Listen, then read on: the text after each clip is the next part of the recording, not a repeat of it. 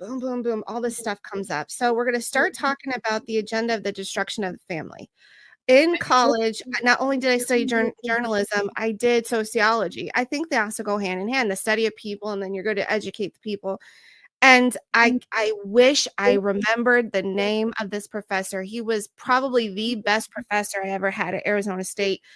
And it stuck with me forever. I've never forgotten what he said. He said that the family is the foundation of society, and when the family fails, society fails. So when the family crumbles, society crumbles. And there is an agenda on the attack of the family is super obvious, super obvious. And so I'm going to play this video with Sean Ryan. It's kind of long, Lady Hamilton, or everyone watching with Michael Schwartz, you can tell him Amber May did it again. She played a long clip. That's right.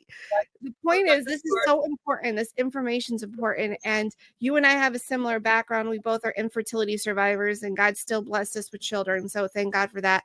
There's an attack on women's fertility. I have the white paper under the Ford administration from Henry Kissinger. If you want to see it, go to the AmberMayShow.com.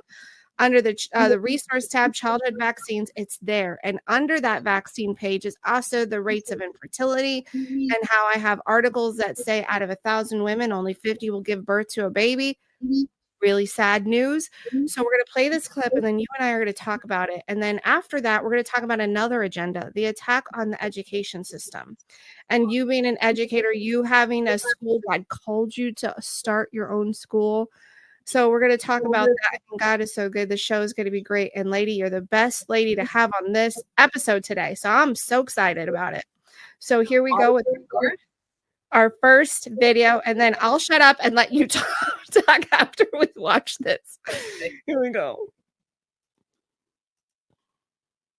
The first thing that an authoritarian regime does when it wants to take over a society is it ruthlessly destroys the family. You think every man should have to serve the country? You have an entire generation of young people who are no longer resilient. In 1973, there were two things that radically changed how Americans view themselves, how men and women view themselves. I see kind of all of history as a war between the family and the state. What do you mean by that? The attack on the American family? Yeah, no, it's I wrote a speech that I gave a couple months ago where I really started talking about how I see kind of all of history as a war between the family and the state. These two big institutions. One is, and it goes back to Plato. It goes back to like the Republic, the Greeks, right, where the entire philosophy of the Republic is that perhaps the state can take better care of a society than these institutional families. And so when you look at you go back through history and you see that especially authoritarian regimes, the first thing that an authoritarian regime does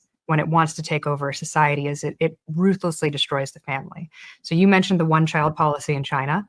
That was a deliberate attack on the family from an authoritarian regime.